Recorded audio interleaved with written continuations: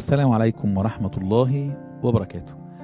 بداية أنا أعتذر إثارة مشاعر السادة المشاهدين، لكن علشان أنقل الحالة ويكون هناك نوع من المصداقية أنا مضطر أن أنا سامحني أيها المشاهد أن أنا أنقل لك هذه الصورة بهذه بقدر الله الذي قدره لبنت من بنات الصغيرين الله يعافيها، رؤية اسمها رؤية الجميلة اللي حصل لها هذه الحادثة، حادثة حرق.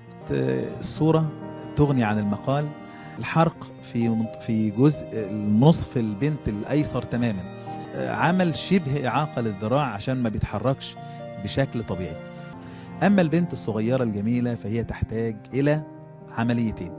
العملية الأولى عملية تجميل تعيد شكل الجسد إلى طبيعته.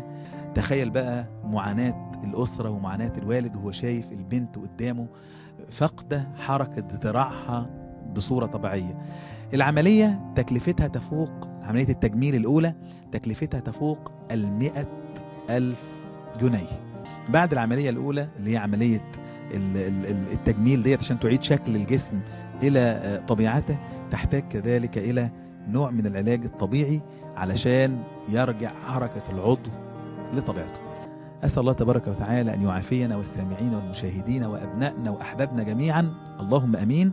لو بإذن الله عز وجل ناوي أنك أنت تضرب لنفسك بسهم وتساعد البنوتة دهيت وتدخل على الأسرة دهيت السعادة لما يشوفوا بنتهم بترجع إلى شيء من طبيعتها للطبيعة بإذن الله تعالى، لو ناوي انظر أسفل الشاشة هتلاقي في طرق للدفع كتيرة جدا، انستا باي وفودافون كاش وغيرها، وهتلاقي أرقام اتصل بيها، وإن شاء الله بإذن الله عز وجل إخواننا في مؤسسة فذكر يردوا عليك ويشوفوا الطريقة اللي تتعامل بيها.